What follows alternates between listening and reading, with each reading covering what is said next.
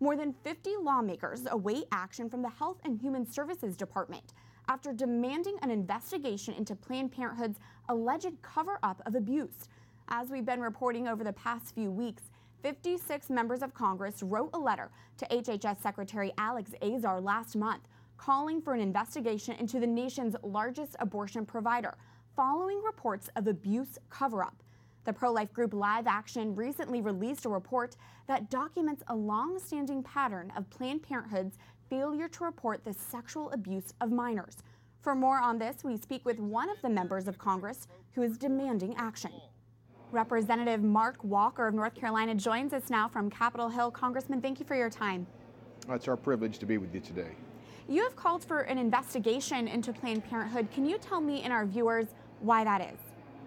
Sure. We've had several reports over the last years of nefarious behavior far beyond just the abortion side. And I will tell you, Live Action deserves a lot of credit for bringing this to the forefront.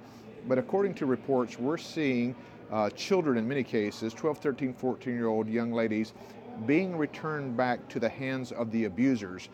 There's concrete evidence that this is happening, and without reporting it to the Planned Parenthood specifically, without reporting such criminal behavior to the authorities, really saying nothing at all. This is a travesty. There's a lot of outrage being talked about in the political world. Why everyone is not outraged about this befuddles me, that's for sure. And I understand, Congressman, that your wife is a nurse practitioner, and she has a special insight into this issue, isn't that right?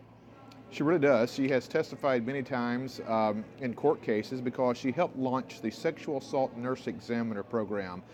Some refer to that as a SANE nurse. There are many times where I have seen her be called out in the middle of the night to really hold the hand and to gather evidence on really a poor soul's darkest moment of their life. I could talk about her for a long time as far as the calling that's upon her life to go in and look at some of the abuse that happens, sometimes at the very hands of boyfriends or parents or others that are involved. The travesty of it all is these crimes are going unreported and these young victims are being returned to the molesters themselves. So now you are calling for an investigation into this. What steps are being taken for this investigation to happen? Well, the first thing that we're doing is we're wanting Secretary of HHS, Azar, to be able to open up the investigation. Congress doesn't have the authority to prosecute, as you know, but what we are trying to do is shed a light on this nefarious activity. Listen, this isn't just about picking on Planned Parenthood, even though there is enough. In fact, one of the defining moments that I've had my 3.5 years of Congress is when I looked across the desk serving on House Oversight Committee, and I asked the former director this question, Cecile Richards. I said, Ms. Richards, does it bother you that there are more African American babies aborted in New York State than actually born now?